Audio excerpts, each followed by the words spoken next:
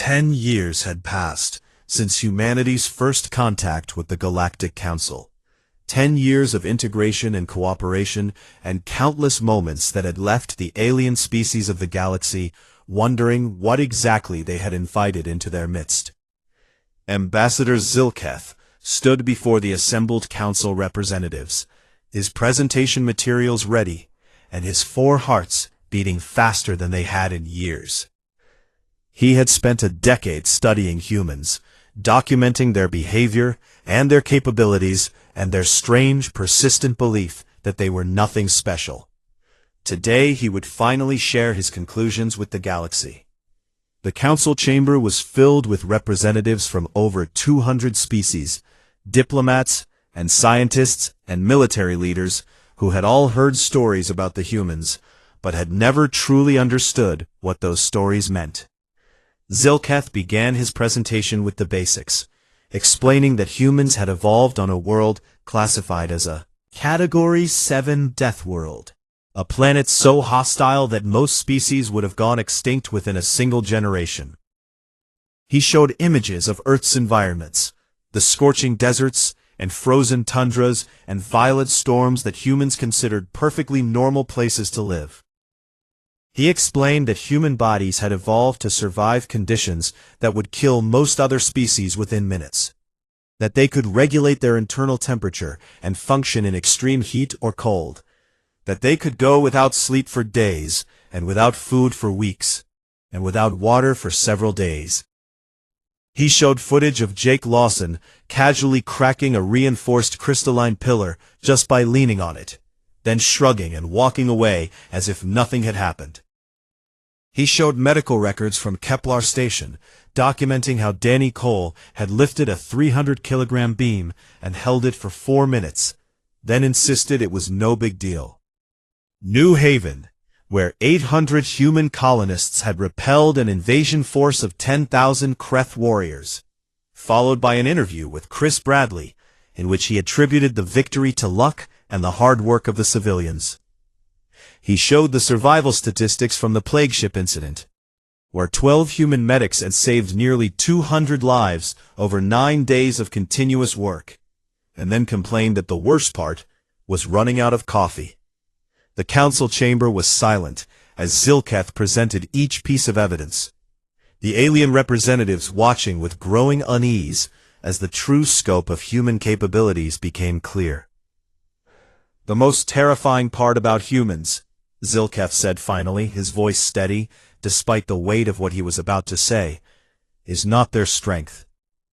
He paused and looked around the chamber at the hundreds of faces watching him. "It is not their endurance, it is not their adaptability, it is not their resilience, or their capacity for violence when provoked." Another pause, longer this time. "The most terrifying part about humans is that they genuinely do not know how powerful they are." He brought up a final image, a photograph of Katie Morgan, shaking hands with a Threllian diplomat at a recent trade conference, both of them smiling as if they were old friends. "They think they are ordinary," Zilketh continued. "They think their homeworld is normal. They think everyone can lift heavy objects and survive extreme temperatures and fight for days without rest." He let that statement hang in the air for a moment. They have no frame of reference for their own capabilities, because they have only ever known themselves. They have only ever lived among other humans. They have never had anyone to compare themselves to. The Valorian mining survivors from Kepler Station were in the audience, including Kethvar, who still bore the scars from being trapped beneath that support beam. The passengers from the Wandering Star were there as well, many of them accompanied by the human medics who had saved their lives. The colonists of New Haven had sent representatives, including Chris Bradley himself, who sat in the back row looking uncomfortable with all the attention. "And so they walk among us," Zilketh said, "these apex predators from a death world, smiling and apologizing and asking if they are being too loud." He thought of all the humans he had met over the past decade, all the casual displays of impossible strength and endurance that they had dismissed as nothing special. They offer to help carry things, They volunteer for dangerous missions because they genuinely do not understand why anyone would hesitate. They rush toward disasters that would make any sane species run the other way. He paused again and let his voice soften. And they are kind, he said. They are generous, they are humble, they genuinely want to help. Help. The chamber remained silent as he delivered his final conclusion. They have absolutely no idea how terrifying that humility truly is. Zilketh stepped back from the podium and waited as the council processed what he had told them. The vote came 2 hours later, after extensive discussion and debate among the representatives. The motion to extend full partnership status to humanity passed unanimously. It was proposed by Kethvar and the other Valorian miners, seconded by the survivors from the Wandering Star, and supported by the colonists of New Haven. The Kreth Dominion, humiliated by their defeat at New Haven, did not send a representative to the vote. Katie Morgan accepted the partnership on behalf of Earth, standing at the same podium where Zilketh had delivered his presentation. She gave a short speech, thanking the council for the opportunity, and promising that humanity would do its best to be worthy of the honor. "No, we are new to all of this," she said with a self-deprecating smile, "and we are still learning how to fit in with the rest of the galaxy." She paused and looked out at the assembled representatives. "But we will work hard, and we will try our best, and we promise not to mess things up too badly." The audience laughed at that, a warm sound that filled the chamber with something like hope. Zilketh watched from his seat, and marveled at how completely Katie had missed the point. She genuinely believed that humanity needed to work hard to prove themselves, that they had something to prove, that their acceptance was conditional on good behavior. She had no idea that every species in the galaxy was terrified of her and her people. No idea that the unanimous vote had been driven as much by fear as by gratitude. She had no idea that she was making a promise that humanity could not possibly keep. Not because they would fail, but because they would exceed every expectation placed upon them. They would do more than anyone asked, give more than anyone expected, sacrifice more than anyone thought possible. And they would do it all while insisting that they were just doing what anyone would do. That was simply who they were. Zilketh added one final note to his file on humanity as the celebration continued around him. "They are exactly what this galaxy needs," he wrote. "Protectors who do not know they are protectors. Heroes who do not believe they are heroes. Friends who will move mountains for those they care about, without ever understanding how remarkable that truly is." He watched Katie laugh at something Jake Lawson said, watched Danny Cole shake hands with Kethvar, watched Chris Bradley try unsuccessfully to avoid the grateful colonists who wanted to thank him for saving their lives. And he smiled, a rare expression for a Valorian. "We are in good hands," he wrote. "They just have no idea how good those hands truly are."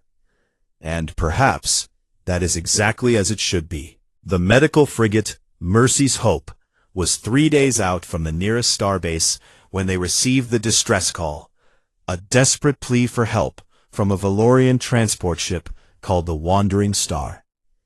Dr. Nathan Perry was reviewing patient files in his office when the alert came through, and he immediately made his way to the bridge to assess the situation.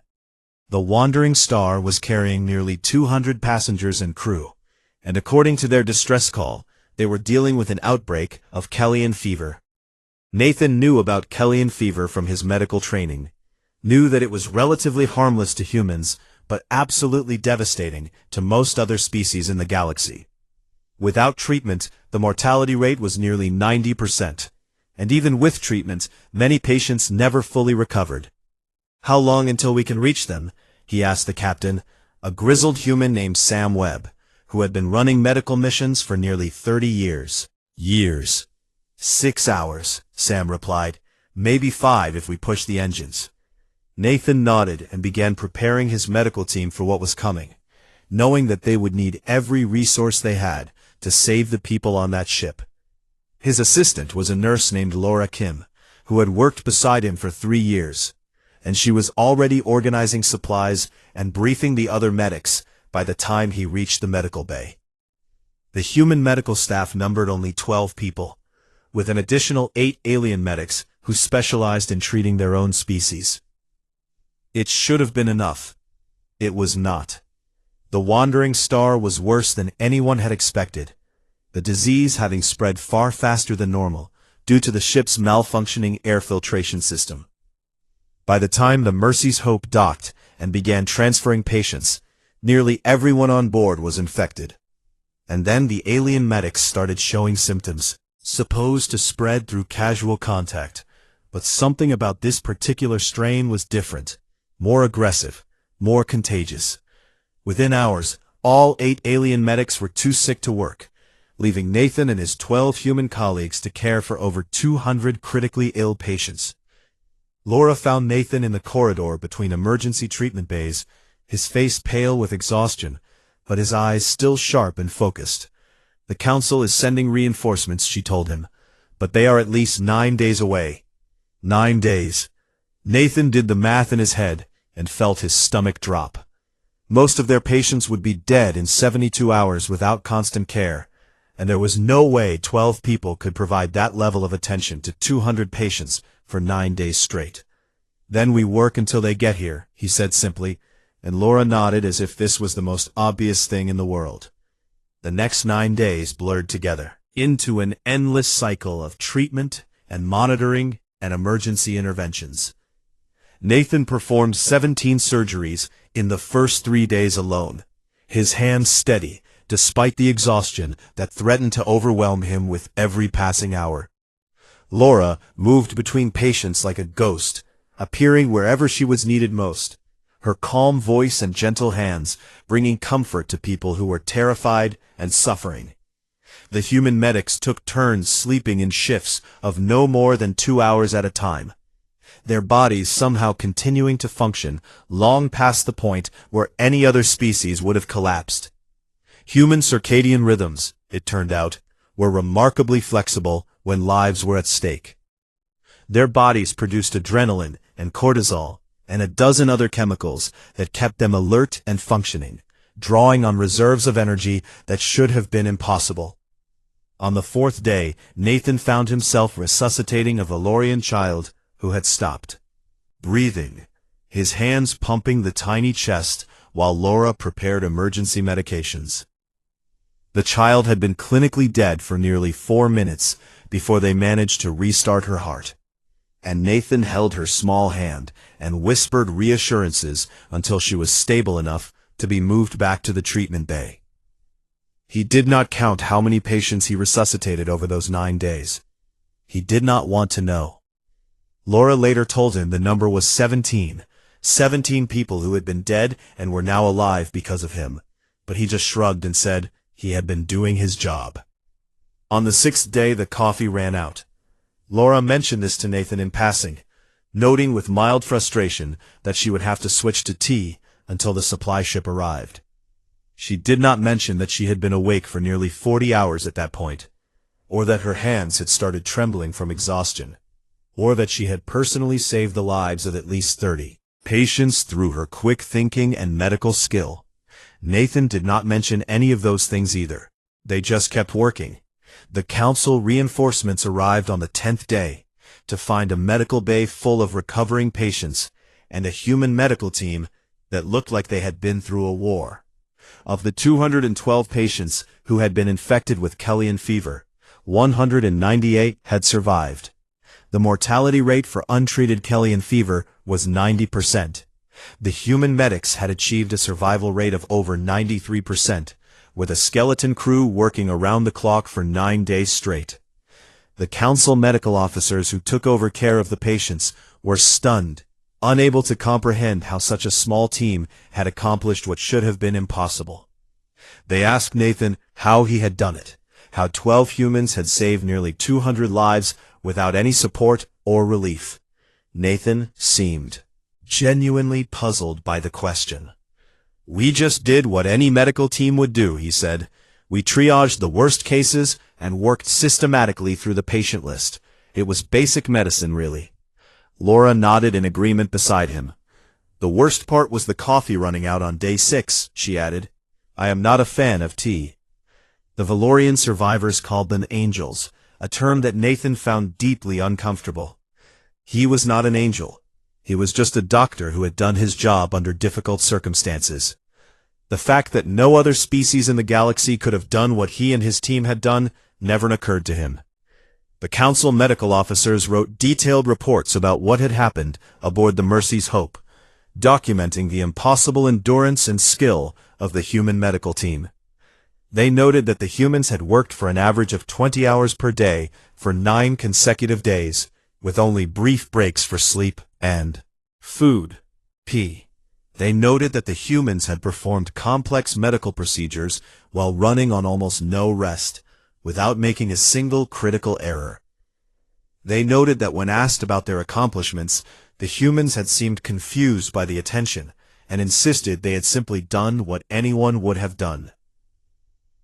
Ambassador Zylketh added these reports to his file with a growing sense of something like awe. They saved 200 lives, he wrote. 12 humans working alone for 9 days against a disease that should have killed nearly everyone. And they think this is normal. They think anyone could have done what they did.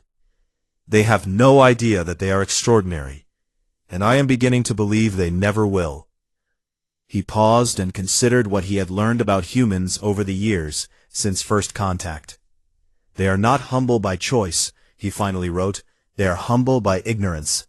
They genuinely do not know what they are capable, and somehow that makes their accomplishments even more remarkable. The Kreth Dominion had ruled the outer systems for nearly 500 years, conquering world after world with brutal efficiency and enslaving any species unfortunate enough to stand in their way.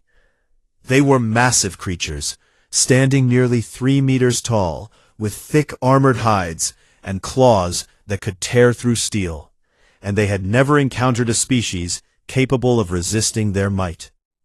When they learned that a small soft species called humans had begun spreading across the galaxy, they saw nothing but easy prey. The colony on New Haven was barely 2 years old when the Kreth warfleet appeared in orbit. A dozen massive warships carrying 10,000 soldiers who expected to find frightened colonists ready to surrender.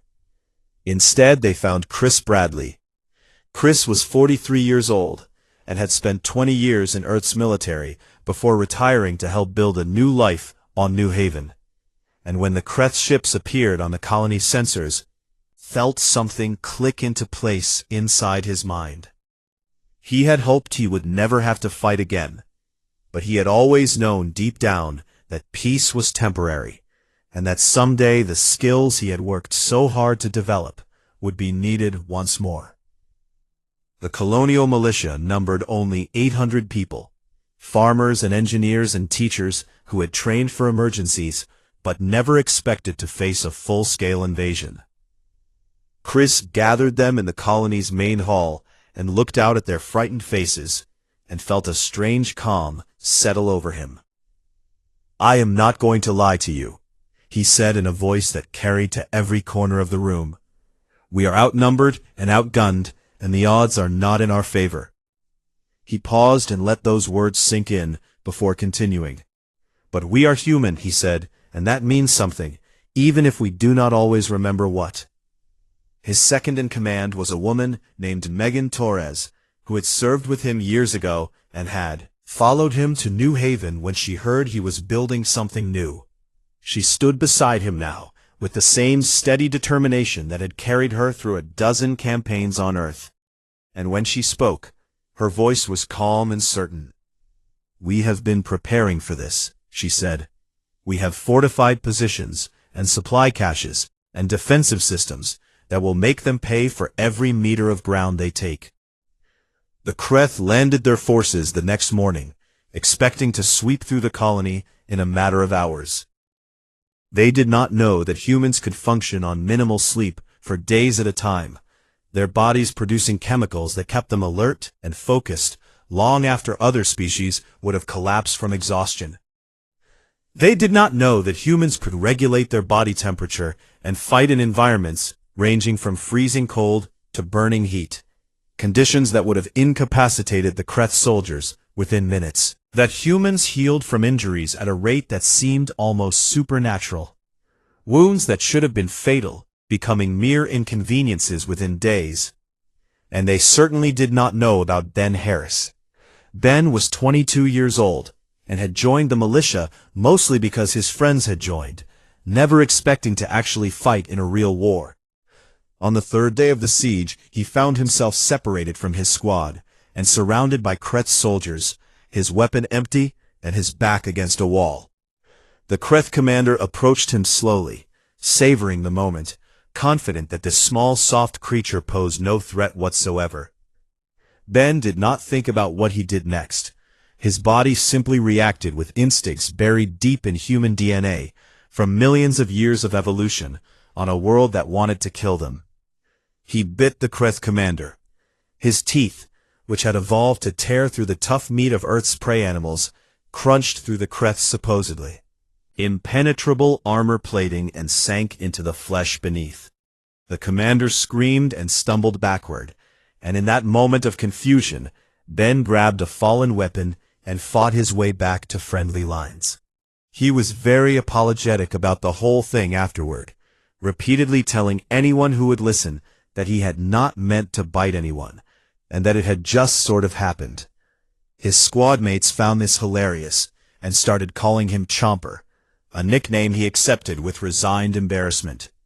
The siege lasted 11 days. 11 days of constant fighting, of humans pushing themselves beyond limits that other species did not know existed, of wounds that should have been fatal, and exhaustion that should have been crippling, and fear that should have been paralyzing. On the 12th day, the Kreth retreated. Their losses were staggering.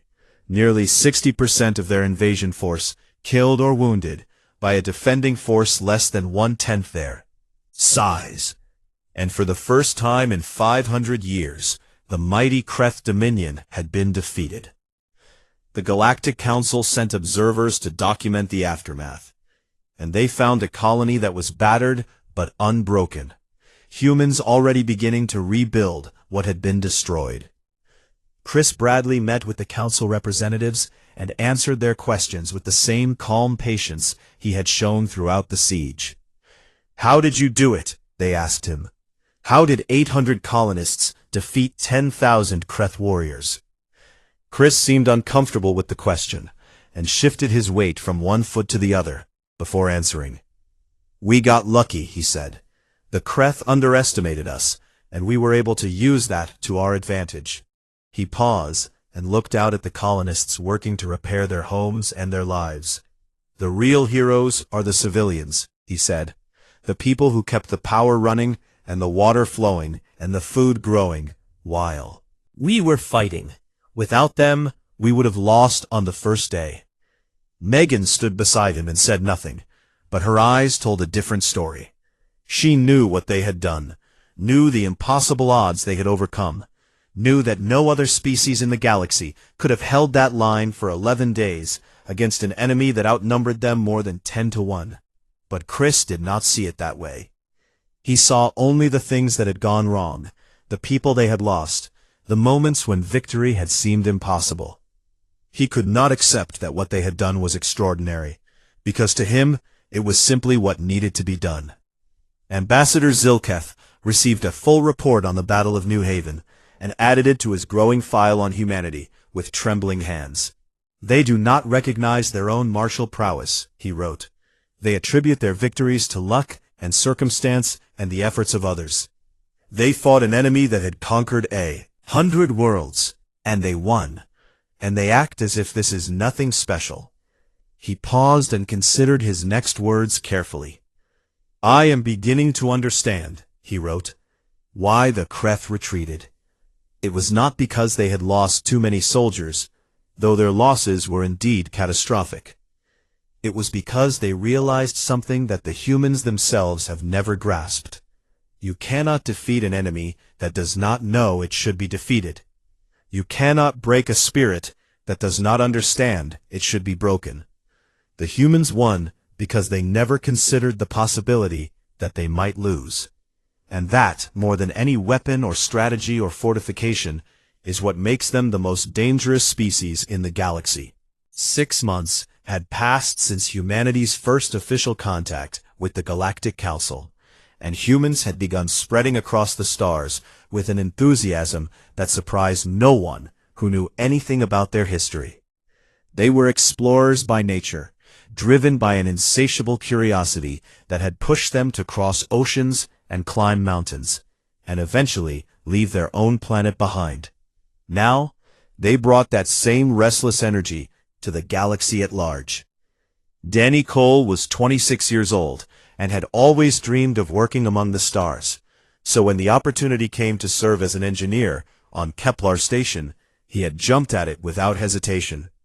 Kepler was a mining outpost on the edge of Valorian space, a massive structure that floated in orbit around a mineral-rich asteroid belt and employed workers from a dozen different species. Danny loved it there, loved the constant hum of machinery and the challenge of keeping ancient equipment running, and the strange, wonderful diversity of his co-workers.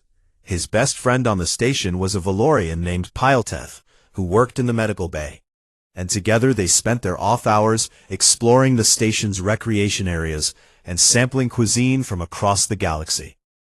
Amy Santos was the station's human medic, a calm, competent woman in her early 30s who had served as a combat medic on Earth before deciding she wanted to help people in peacetime instead. She and Danny had become friends almost immediately, drawn together by their shared humanity in a place where humans were still a novelty. The day everything changed started like any other day, with Danny crawling through maintenance tunnels to repair a malfunctioning air recycler on the station's lower levels. He was elbow-deep in wiring when the lights flickered and died, and a moment later, the familiar pull of artificial gravity simply vanished. Danny floated up from his work and grabbed a support beam to steady himself, immediately recognizing the signs of a gravity generator failure. For him, it was merely inconvenient, a minor annoyance that would make his job a little harder until the backup systems kicked in. He did not realize until later that for everyone else on the station, it was a potential death sentence. The Valorians and most other species on Kepler had evolved in gravity fields far weaker than Earth's, and their bodies depended on the station's carefully calibrated artificial gravity to function properly.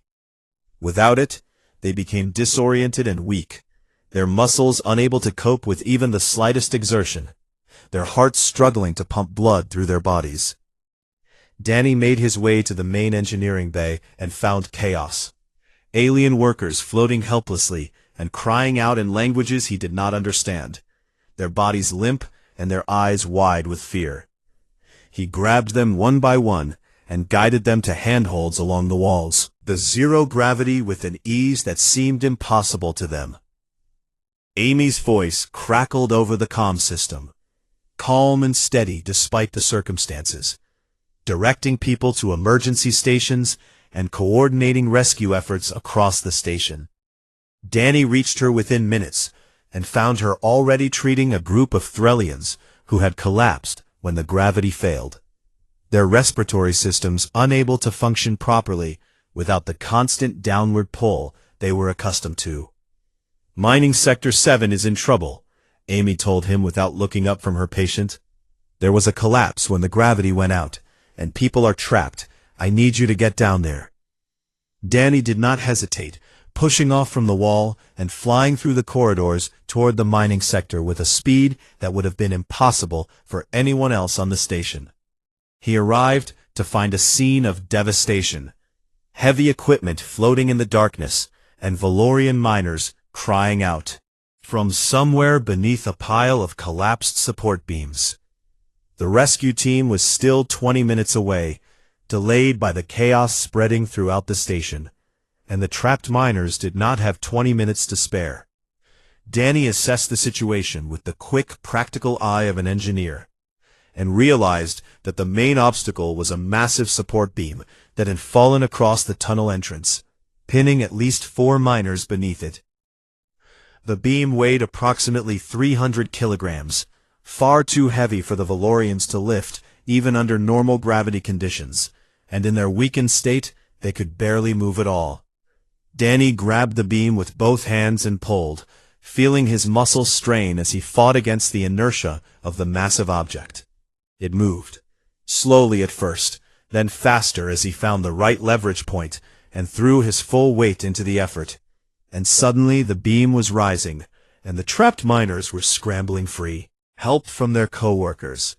Danny held the beam for nearly 4 minutes, his arms trembling and sweat dripping from his face, until the last miner was clear and he could finally let go. He collapsed against the tunnel wall and gasped for breath, his heart pounding and his muscles screaming in protest, and he wondered vaguely why everyone was staring at him like he had just performed some kind of miracle. Amy arrived with her medical kit and began treating the injured miners, checking for broken bones and internal bleeding, and all the other injuries that could result from being crushed beneath 300 kilograms of metal. One of the miners, an elderly Valorian named Kethvar, grabbed Danny's arm with trembling fingers and spoke in a voice thick with emotion. "You saved us," he said. "You lifted that beam like it was nothing. How is such a thing possible?" Danny blinked at him in confusion and shrugged his aching shoulders. "Adrenaline," he said. "You know how it is. When people are in danger, you just do what you have to do. Anyone would have done the same thing." Kethvar stared at him for a long moment, then turned to look at the other miners who had gathered around them. "He does not understand," Kethvar said softly, and something like awe crept into his voice. "He truly does not understand what he has done." The rescue team arrived shortly afterward and took over the evacuation, and Danny found himself being guided to the medical bay by Amy, who insisted on checking him for injuries. "You held that beam for almost 4 minutes, she said, as she scanned his arms for muscle damage. "That was incredible." Danny laughed tiredly and shook his head. "It was not that heavy," he said. "I mean, it was heavy, but not like impossibly heavy, you know?" Amy paused and gave him a strange look that he could not quite interpret. "Danny," she said slowly, "that beam weighed 300 kilograms. No other species on this station could have lifted it at all, let alone held it for 4 minutes." Danny considered this information and then shrugged again. "Well," he said, "I guess I got lucky." The miners started calling him the Iron Giant after that day, a nickname that spread throughout the station and eventually across the entire sector. Danny found this deeply embarrassing and asked everyone repeatedly to just call him by his name, but the nickname stuck anyway. He never did understand why everyone made such a big deal out of what he had done. After all, he had just helped some people who were in trouble. Anyone would have done the same thing. That was what he truly believed, and no amount of evidence to the contrary could convince him otherwise. He was just an ordinary guy who had been in the right place at the right time. The fact that no one else in the galaxy could have done what he did never occurred to him. And that, more than anything else, was what made the aliens around him stare in wonder and whisper among themselves about the strange, impossible creatures called humans. Ambassador Zilketh had spent 3 long years studying the species called humans before he ever saw one in person, and nothing in his research had prepared him for the reality of standing in the same room with them. He remembered the day clearly, the way his 4 hearts had beaten too fast when the airlock doors opened, and the human delegation walked into the Galactic Council's greeting chamber aboard Station Nexus Prime. There were 5 of them, led by a woman named Katie Morgan, who served as Earth's official envoy to the galaxy. And beside her walked a tall, broad-shouldered man named Jake Lawson, who carried himself with the easy confidence of someone who had never known true fear. Zilketh watched them approach with a mixture of scientific curiosity and deep primal terror that he could not quite suppress, no matter how hard he tried.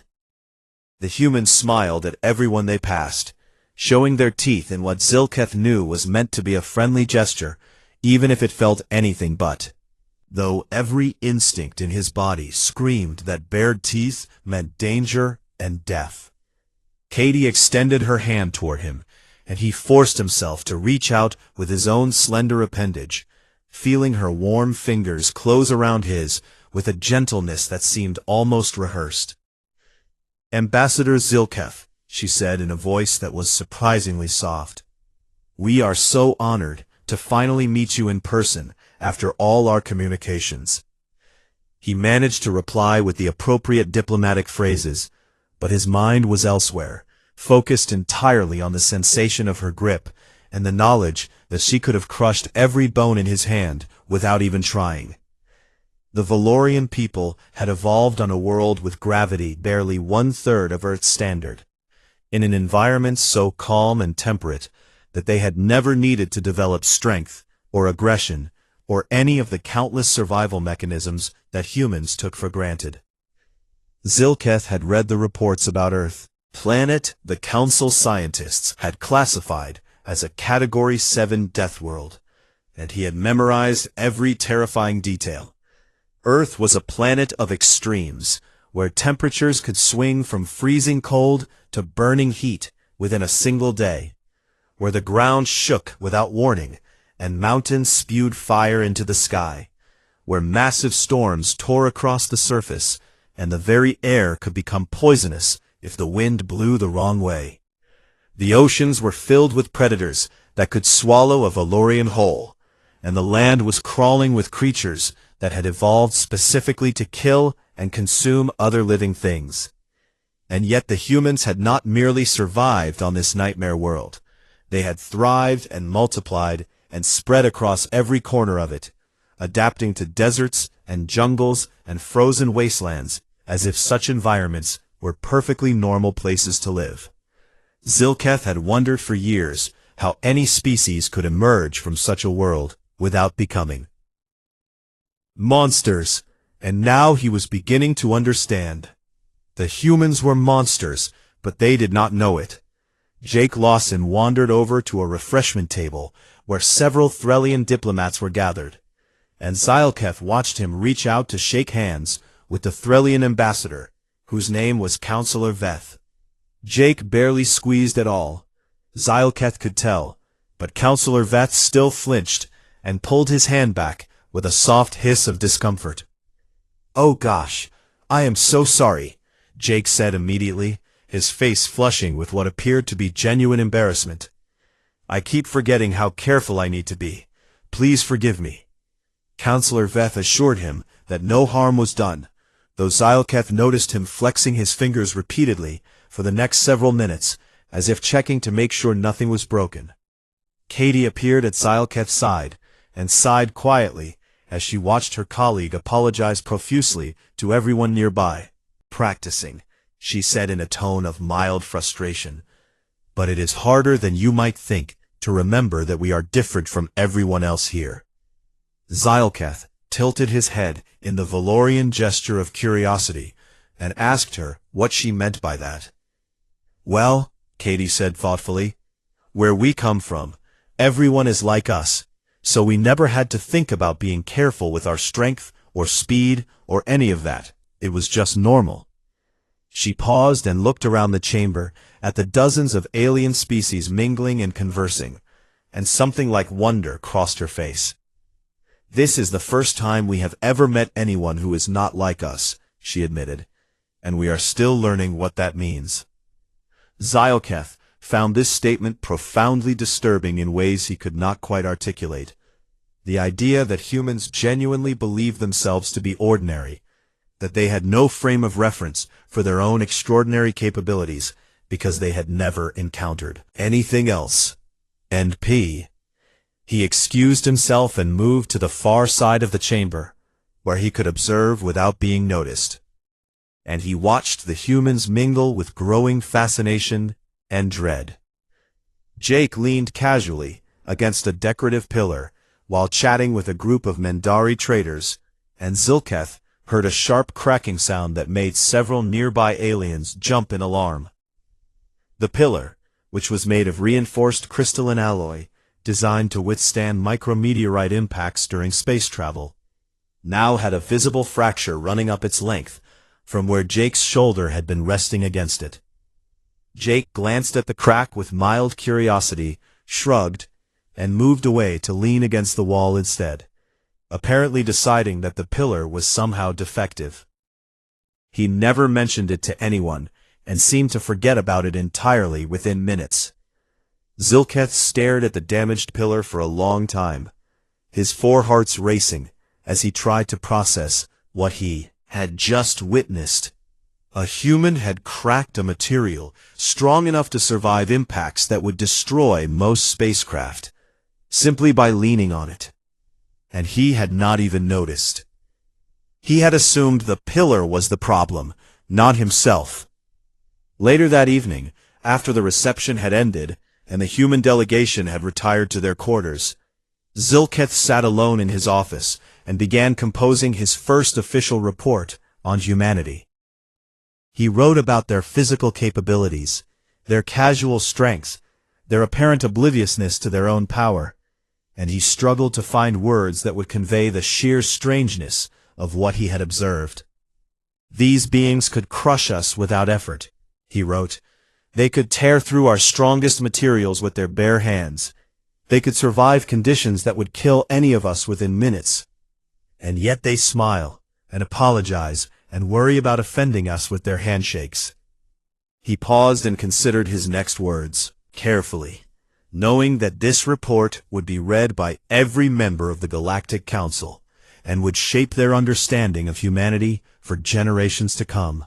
End of P. "The most dangerous thing about humans," he finally wrote, "is not their strength, or their speed, or their resilience. The most dangerous thing is that they do not know they possess these qualities. They think they are ordinary. They think their world is normal. They think everyone can do what they can do. They have no idea how terrifying they truly are, and somehow that makes them more terrifying still." He saved the report and sent it to the council archives, then sat back in his chair and wondered what the future would hold now that humanity had joined the galactic community. He suspected it would be interesting. He also suspected it would be absolutely terrifying. And he was quite certain that the humans themselves would have no idea why.